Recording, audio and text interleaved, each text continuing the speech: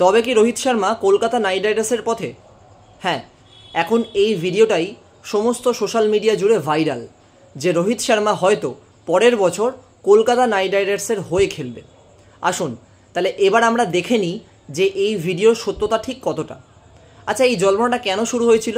তার কারণ যখন মুম্বাই ইন্ডিয়ান্স কলকাতা নাইট রাইডার্সে খেলতে এসেছিল, মানে কলকাতায় খেলতে এসেছিল, তখন রোহিত শর্মাকে দেখা গেছে মুম্বাই ডাগআউট ছেড়ে কলকাতার ডাগআউটে অভিষেক নায়ার এবং কলকাতার বিভিন্ন সাপোর্ট স্টাফদের সাথে বসে কিছু কথা বলছে। এইটাকে ঘিরে একটা জল্পনা শুরু হয়েছে যে হয়তো মুম্বাই ছেড়ে রোহিত শর্মা কলকাতার দিকে। এবং এটা খানিকটা আমি কিন্তু উড়িয়েও দিতে পারছি না। তার কারণটা বলে দিই। এই যে ডাগআউটে যে প্রসঙ্গটা, এই প্রসঙ্গটা তার মেন যুক্তি নয়। এই প্রসঙ্গটাতেই কিন্তু আমি বলতে পারি না যে রোহিত শর্মা কলকাতাতে আসছে। তবে হ্যাঁ, একটা বিষয় আছে যে বিষয়তে মোটামুটি 60% শিওর যে হয়তো রোহিত শর্মা পরের বছর কলকাতাতে আসবেন। কোন ভিডিও বা কোন সেই বিষয়টি? সেটা হচ্ছে অভিষেক নায়ারের সাথে ফিল্ড গ্রাউন্ডে রোহিত শর্মার কিছু কথোপকথন হয়েছিল এবং যেই কথোপকথন ভুল করে কলকাতা ম্যানেজমেন্ট কলকাতার পেজে, টুইটার পেজে দিয়ে দিয়েছিল। কিছু সময়ের জন্য দিয়েছিল, কিন্তু এতটাই অ্যাক্টিভ আজকাল সোশ্যাল মিডিয়া, সেই ভিডিও একদম কয়েক মিনিটে ভাইরাল হয়ে যায় এবং ভাইরাল হয়ে যাওয়ার পর কলকাতা ম্যানেজমেন্ট বুঝতে পারে যে তার ভিডিওটা দেওয়া ভুল হয়েছিল এবং সঙ্গে সঙ্গে ডিলিট করে নেয়। কিন্তু যা হওয়ার ততক্ষণে হয়ে গেছিল। সেই ভিডিওতে কি ছিল? সেই ভিডিওতে এটাই ছিল অভিষেক নায়ারের সাথে রোহিত শর্মার কথোপকথন।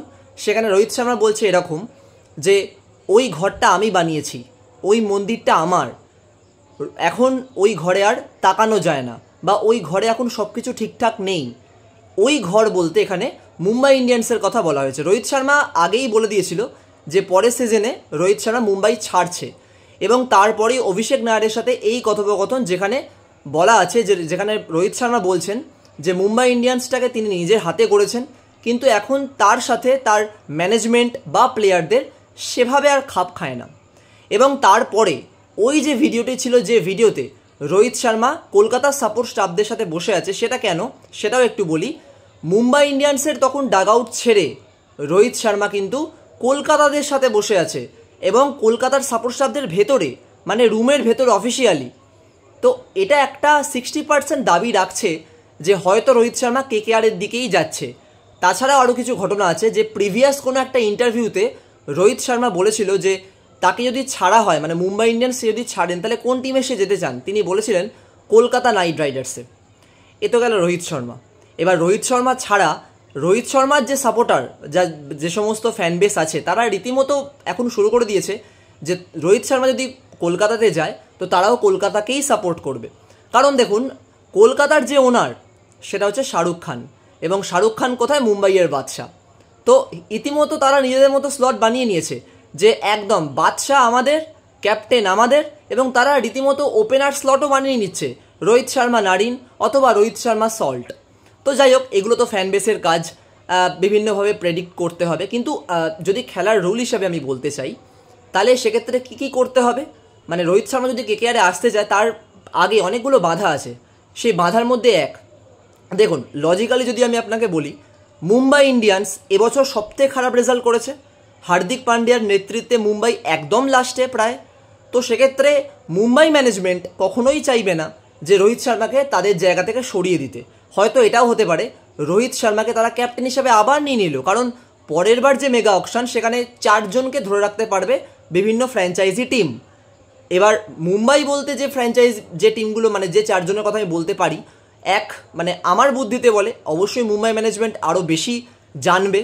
তো সেক্ষেত্রে 1 জসপ্রীত বুমরা, 2 সূর্যকুমার যাদব, 3 আমি যদি হার্দিক পান্ডিয়াকে ধরেও নিই, হার্দিক পান্ডিয়াকে নিয়ে আসা হয়েছিল, তো হার্দিক পান্ডিয়া, এবং 4 রোহিত শর্মা। তো সেক্ষেত্রে আমার খুব একটা বেশি মনে হচ্ছে না এই মুহূর্তে দাঁড়িয়ে যে মুম্বাই রোহিত শর্মাকে ছাড়বে। আর যদি মুম্বাই রোহিত শর্মাকে না ছাড়ে, যদি আবার কিনে নেয় বা রিটেক করে, তো সেক্ষেত্রে কিন্তু রোহিতের কোনো অপশান থাকবে না নিজে স্বেচ্ছাচারিতায় মুম্বাইকে ছাড়ার। তো অনেকগুলো ক্লজ আছে, এখনও এত সহজ নয় যে রোহিত শর্মা কলকাতায় চলে আসবে, হঠাৎ করে মুম্বাইকে বলে দেবে যে না আমি চললাম কলকাতায়। এটা ওভাবে হয় না। এখন যদি কিছু এক্সচেঞ্জ হয়, এখন যদি বিভিন্ন রুলস আছে, সেই রুলসের ভিত্তিতে যদি করা সম্ভব তো হবে, কিন্তু আমার লজিক্যাল মাথায় আমার মনে হয় না মুম্বাই রোহিতকে ছাড়বে, এবং আমার মনে হয় আবার রোহিতকে ক্যাপ্টেনশিপ হিসাবে দিয়ে দেবে। আর তাছাড়াও এবছর টি-20 ওয়ার্ল্ড কাপে রোহিতের ক্যাপ্টেনশিপ যদি আরও ভালো হয় এবং ইন্ডিয়া আরও ভালো রেজাল্ট করে, তো সেক্ষেত্রে একদম মানে পরিস্থিতি চেঞ্জ হলেও হতে পারে। তো অবশ্যই একটা সূত্র উঠেছে, তো যেখানে আমাদের খুশি লাগছে, আমাদের আনন্দ লাগছে, হয়তো কলকাতার হয়ে রোহিত শর্মাকে দেখা যেতে পারে। এবং কলকাতার সাথে অনেকগুলো স্মৃতিও আছে, রোহিত শর্মার ফেভারিট গ্রাউন্ড ইডেন গার্ডেন, তো যাই হোক, তো সেগুলো অবশ্যই আছে, কিন্তু এখনও আমরা এতটা আনন্দ করতে পারি না। দেখা যাক কি হয় আপকামিং। তো এখন এটাই আপাতত। এর পরের কোনো ভালো কোনো ভিডিও থাকলে, কোনো কন্টেন্ট থাকলে আমি অবশ্যই তোমাদের সাথে অবশ্যই শেয়ার করব। এখন তোমরা IPL এনজয় করো এবং সামনে টি-20 ওয়ার্ল্ড কাপ, সেটাও এনজয় করো। টাটা।